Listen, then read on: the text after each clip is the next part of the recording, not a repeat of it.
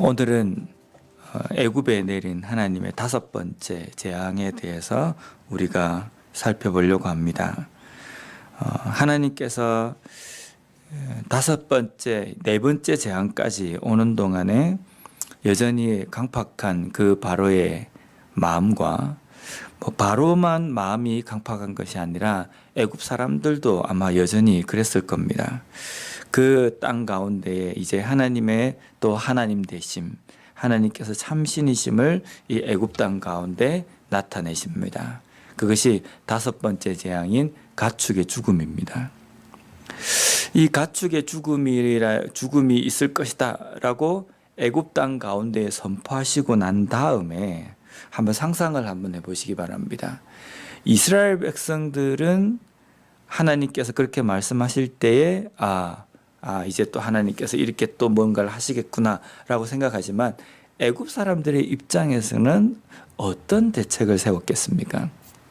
아무런 예고도 없이 일어나는 것이 아니라 기한을 정해서 언제 이 재앙이 나타나서 이 애굽 땅에 있는 모든 가축이 죽을 것이다 라고 이렇게 선포하셨기 때문에 애굽 사람들의 입장에서는 어떤 대책을 세웠겠습니까? 애굽에는요, 아피스라는 우상이 있었습니다. 이 아피스라는 우상은 어떤 우상이냐면 이 가축과 여러 가지 짐승들을 육축을 이 관장하는 신이다라고 이렇게 생각하고 섬긴 우상이었습니다. 그래서 우리가 생각할 때 아마 이랬을 겁니다.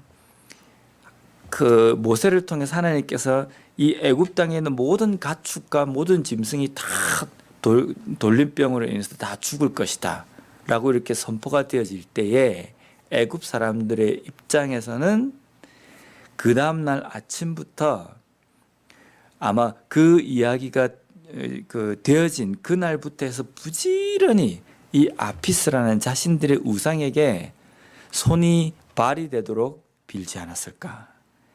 이제 이전에는 일주일에 한 번씩 그거 하던 걸 매 시간마다 그 우상을 섬기지 않았을까라는 겁니다. 뭐라고 그 우상에게 빌었겠습니까? 당신 우리의 가축의 신이시여 이 땅 가운데의 가축들을 다 보호해 주시고 저 모세가 이야기하는 여호와가 내리는 그 재앙으로부터 우리의 가축을 지켜 주십시오. 그렇게 하지 않았겠습니까? 그 결론은 어떻게 되었습니까? 이 모든 일들 앞에서 이 애굽의 그 우상은 아무런 손도 쓰지 못합니다. 어떻게 봤을 때는 애굽 사람들의 입장에서는 드디어 여호와와 우리의 신 아피스가 이 만나는 아주 극적인 순간이다라고 생각할 수도 있지만은 그것은 싸움 자체가 되지 않는 겁니다. 대결 자체가 되지 않는 상황이었습니다. 그래서 그 하나님 앞에서 자신들이 섬기는 그 우상은 아무것도 아니고 아무 힘도 쓸 수 없다는 것을 하나님께서 선포하시는 그 순간입니다. 가축을 칠 것이라고 하나님은 모세를 통해서 애굽의 바로왕에게 선포하시면서 이렇게 말씀하십니다. 2절과 3절입니다. 내가 만일 보내기를 거절하고 억지로 잡아두면 여호와의 손이 들에 있는 내 가축 곧 말과 나귀와 낙타와 소와 양에게 더하리니 심한 돌림병이 있을 것이며. 몇 년 전에 한국에 구제역이라는 것이 있었습니다. 광우병 이런 것도 있었고 가축에게 어떤 병이 있어서 이 소와 돼지를 살처분을 하는 경우도 있었고 또 조류독감이 있어가지고 닭들이나 이런 것들을 또 살처분할 때가 있었습니다. 그 짐승들을 죽이면 어디 갖다 그거 할 데가 없지 않습니까? 그것을 땅에다 묻었어요.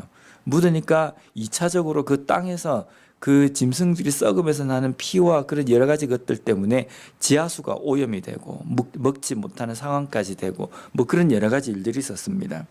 그것을 보면서 저 짐승들이 저렇게 떼죽음을 죽는 거에 진짜 재앙처럼 그렇게 되겠구나라는 생각이 들었습니다.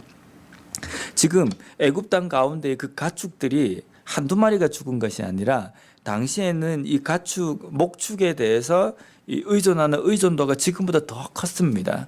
컸기 때문에 아마 상당히 많은 수의 그 짐승들이 그냥 죽어버린 겁니다. 그러니까 그 애굽 땅에는 온 짐승들이 다 죽어 있는 그 모습을 보면서 애굽 사람들의 눈에는 어떤 것이 느껴지겠습니까?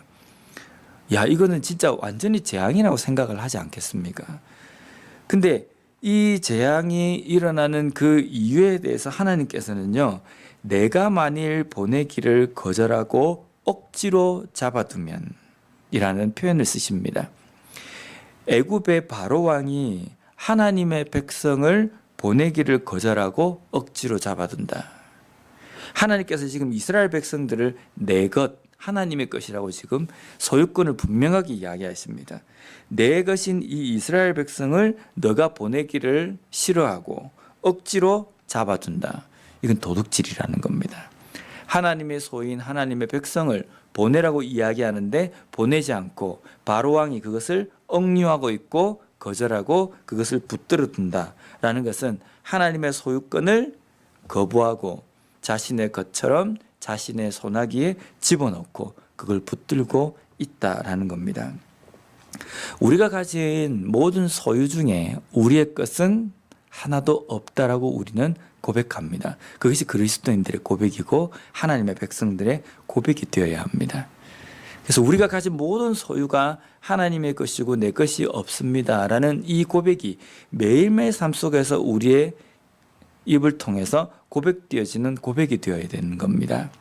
근데 만약에 우리가 가진 그 소유에 대해서 이건 내 것이다, 이건 내가 노력해서 했다라고 한다는 것은 오늘 이 본문처럼 바로왕이 취하고 있는 태도와 비슷하게 닮아 있는 겁니다.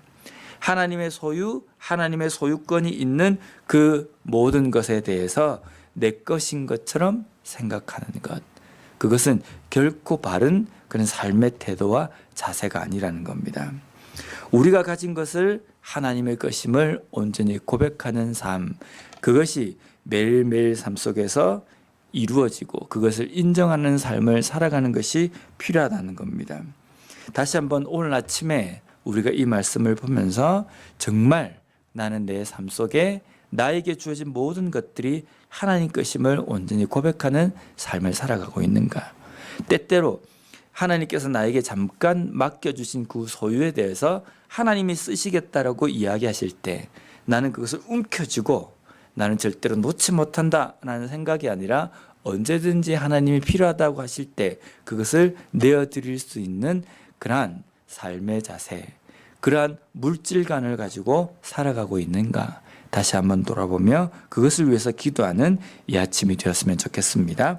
기도하겠습니다.